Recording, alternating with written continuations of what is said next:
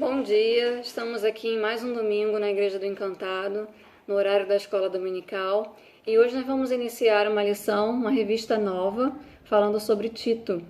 Essa revista ela já foi utilizada na escola bíblica dominical, lá no Encantado, e a capa da revista é essa aqui. Então a gente vai estar um período aí com vocês falando sobre essas lições. O versículo tema dessa lição 1, que o tema é uma carta aos eleitos, o tema é 1 Coríntios 7,17, que diz assim: Ande cada um segundo o Senhor lhe tem distribuído, cada um conforme Deus o tem chamado. É assim que ordeno em todas as igrejas. Eu fiquei bem satisfeita ao ver o assunto dessa lição quando a Renata me mandou a revista, pois é algo que o Senhor já tem falado ao meu coração recentemente. Pude até compartilhar com vocês em mensagem, na mensagem quando eu fiz a pregação na igreja, há poucos domingos atrás, e eu falei na mensagem sobre as cartas de Paulo. Na mensagem eu falei sobre as cartas de Paulo a Timóteo, citei alguns versículos também de Tito, e essa revista ela vai falar exatamente sobre a carta de Paulo a Tito. E essas cartas de Paulo, são cartas de exortação de quem estava distante, no momento de exílio e isolamento, qualquer semelhança é meramente coincidência, Mas exatamente no momento de exílio e isolamento que Paulo se encontrava, ele mandava cartas de exortação aos seus filhos da fé, que eram Timóteo e Tito, E eram exortações sobre viver de modo digno do Evangelho. A preocupação de Paulo, estando longe, estando em uma situação de isolamento social também, de afastamento dos seus irmãos, a preocupação dele era de manter o ministério ao qual ele tinha ajudado a levantar, a implementar e a construir. Então ele enviava exortações para que Paulo, para que Timóteo, para que Tito vivessem de modo digno do Evangelho e pudessem ensinar as pessoas, os membros das igrejas, em relação à volta ao serviço para o qual o Senhor tinha chamado o seu povo. Então essa lição ela começa com essa introdução e ela fala também sobre o fator histórico da carta de Tito, da carta de Paulo a Tito. O fator histórico, então, essa carta ela foi escrita de 63 a 66 depois de Cristo. Foi no momento de Paulo, logo após sair da prisão, que ele tinha a missão de nomear Tito como superintendente eclesiástico na igreja de Creta, no Mar Mediterrâneo. Creta era uma ilha no Mar Mediterrâneo que tinha muita prosperidade no agrocomércio. Então, Creta começou a viver bem em relação à prosperidade no agrocomércio e exatamente por isso era um lugar de grandes excessos. Era uma ilha, um local que era famoso por ser um local de grandes excessos. E o que isso tem em comum com a nossa realidade? Creta foi um lugar onde a frieza e o distanciamento do Senhor foi caracterizado, exatamente a descaracterização do que é sagrado, de tudo que é relacionado a Deus.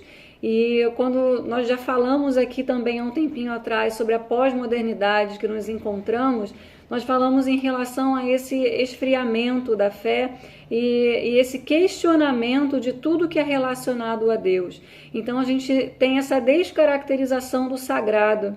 Então essa carta de Paulo a Tito é muito importante para nós porque nos traz essa realidade de Creta que também é a realidade dos nossos dias. Então Paulo chama Tito a ressaltar a importância da dignidade da mensagem apostólica. Alguns anos, mais de 60 anos depois de Cristo, então ele vinha chamar a atenção a Tito a voltar a dignidade, a chamar a atenção para a dignidade da mensagem dos apóstolos, a mensagem de Cristo. né? Assim como o caráter digno de total confiança de todos escolhidos para os cargos de liderança da igreja, ao qual Tito tinha sido chamado para o seu ministério. Ele teria ali que escolher presbíteros, né, líderes que iriam acompanhar, bispos, enfim.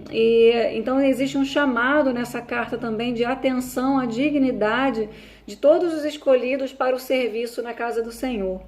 Vamos ler lá em Tito, capítulo 1, vou começar no versículo 4 e vou passear um pouquinho aqui no texto. Então, Paulo a Tito, verdadeiro filho, segundo a fé comum, graça e paz da parte de Deus Pai e de Cristo Jesus, nosso Salvador. Por esta causa te deixei em Creta, para que pusesses em ordem as coisas restantes, bem como em cada cidade constituísses presbíteros conforme te prescrevi. E aí ele vem dizendo em relação aos presbíteros e aos bispos: alguém que seja irrepreensível, marido de uma só mulher, que tenha filhos crentes, que não são acusados de dissolução, nem são insubordinados, porque é indispensável que o bispo seja irrepreensível, como despenseiro de Deus, não arrogante, não irascível, não dado ao vinho, nem violento, nem cobiçoso de torpe ganância, antes hospitaleiro, amigo do bem, sóbrio, justo, piedoso e que tenha domínio de si, apegado à palavra fiel, que é segundo a doutrina, de modo que tenha poder tanto para exortar pelo reto ensino, como para convencer os que o contradizem. Porque existem muitos insubordinados, pauradores frívolos, enganadores, especialmente os da circuncisão. É preciso fazê-los calar, porque andam pervertendo casas inteiras, ensinando o que não devem, por torpe ganância. Foi mesmo dentre eles um seu profeta que disse: cretenses, sempre mentirosos, feras terríveis, ventre preguiçosos. Tal testemunho é exato, portanto, repreende-os severamente para que sejam sadios na fé. Olha que coisa interessante. Paulo escreve para exortar a Tito que ele ensine, né, que ele exorte aos membros da sua igreja, aos seus líderes, aos seus presbíteros e os bispos, né, que vivam de modo digno do Evangelho.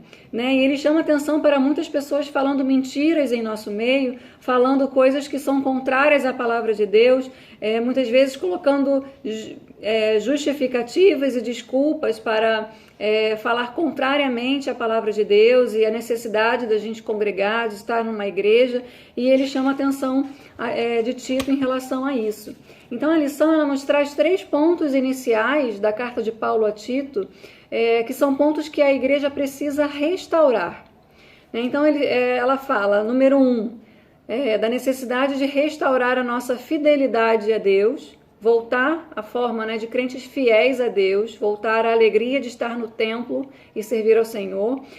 Número 2, restaurar a moralidade no seio da igreja, porque como nós lemos aqui, Creta era lugar de mentiras e onde não existia moralidade, onde muitas práticas ruins eram praticadas, e a gente vai ver isso.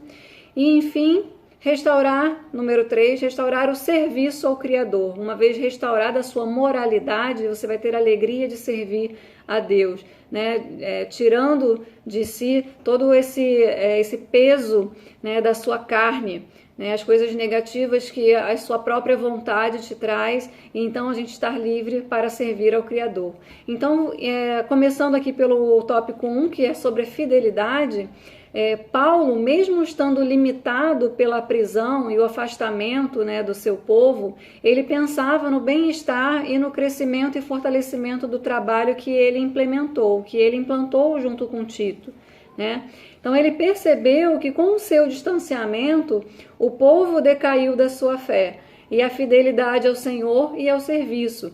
E então ele exorta, em Tito 3, versículo 1, ele fala assim: lembra-lhes que se sujeitem aos que governam, às autoridades, sejam obedientes, estejam prontos para toda boa obra.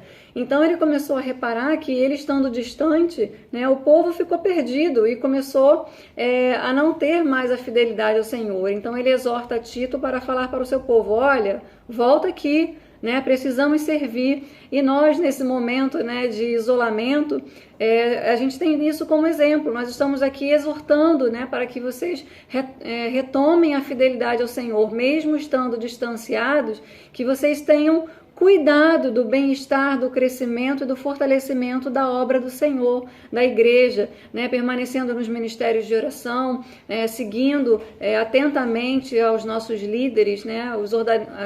As ordens que nós recebemos dos nossos líderes, para que nós estejamos juntos, mesmo separados, né, fisicamente. O número 2, ele fala da moralidade da igreja, né? Havia em Creta, no comportamento dos próprios crentes, intrigas, difamações, uma série de outras atitudes incoerentes, tais como escravidão às paixões e prazeres, de tal maneira que Paulo destaca a malícia, a inveja e o ódio. E isso está exemplificado em Tito, capítulo 3, versículo 3, que diz assim: pois nós também outrora éramos nécios, desobedientes, desgarrados, escravos de toda sorte de paixões e prazeres, vivendo em malícia e inveja, odiosos e odiando-nos uns aos outros. Quando, porém, se manifestou a benignidade de Deus, nosso Salvador, e o seu amor para com todos, não por obras de justiça praticadas por nós, mas segundo a sua misericórdia, ele nos salvou mediante o lavar regenerador e renovador do Espírito Santo, que ele derramou sobre nós ricamente por meio de Jesus Cristo, nosso Salvador, a fim de que, justificados por graça, nos tornemos seus herdeiros segundo a esperança da vida eterna. Então, Paulo está nos chamando a atenção aqui que a prática das nossas próprias vontades, essa escravidão aos nossos prazeres e à nossa vontade, nos mostram impiedade, ou seja, nos mostram que nós não estamos mais voltados à nossa crença, à crença da salvação, né, de Jesus Cristo, porque uma vez salvos, nós somos regenerados, então nós não podemos ficar apegados a essas paixões e prazeres, né? Então, essa prática é renegar a salvação em Cristo, que nos regenera, né? Como igreja, nós estamos enfermos, uma vez que vivemos na carnalidade. E isso que se reflete claramente a nossa postura de fé, né? Ora, uma vez se cremos em Deus, se temos fé em Deus, cremos na salvação regeneradora de Jesus Cristo, não podemos viver na prática da imoralidade, viver segundo os nossos prazeres e as nossas próprias vontades. A sua salvação deve ser refletida no seu viver de modo digno do Evangelho. Nesse particular, a gente fica procurando justificativas e desculpas para essas pequenas ações que nós dizemos que não são pecados, né? A gente fica, às vezes, brigando, né, com as pessoas, falando assim, mas isso aqui não é pecado. Se eu tomar uma cervejinha, não é pecado. Se eu tomar uma taça de vinho, ou se eu fumar apenas um cigarro, eu vou à boate uma vez só. Isso não, eu não vou para o inferno por causa disso. Então, a gente fica buscando justificativas, né? A Bíblia não fala claramente que isso é pecado. É o famoso "o que não mata engorda". Se preparem aí, jovens, porque a gente ainda vai ter uma resenha sobre o que não mata engorda. O que é isso? São pequenas coisas da nossa carne, dos nossos prazeres, que a gente fala assim, isso é uma coisa que eu gosto de ir num showzinho de vez em quando, não vai me fazer mal. Eu gosto de ouvir músicas, enfim, que não são evangélicas, eu gosto de ir num show, ir numa boate, ir num barzinho de vez em quando. Então eu falo que isso é o famoso "o que não mata engorda". Tem coisas, meus irmãos, que não vão te levar para a morte de uma vez só, não vão te levar para o inferno naquele momento, mas vão engordar a sua carne, né? E quanto mais você engordar a sua carne, vai chegar um momento que não será mais possível se reconhecer Jesus Cristo na sua vida, porque as coisas que você gosta por causa da sua carne serão muito mais, irão prevalecer muito mais e sobressair muito mais na sua vida, que Jesus vai ficar ofuscado.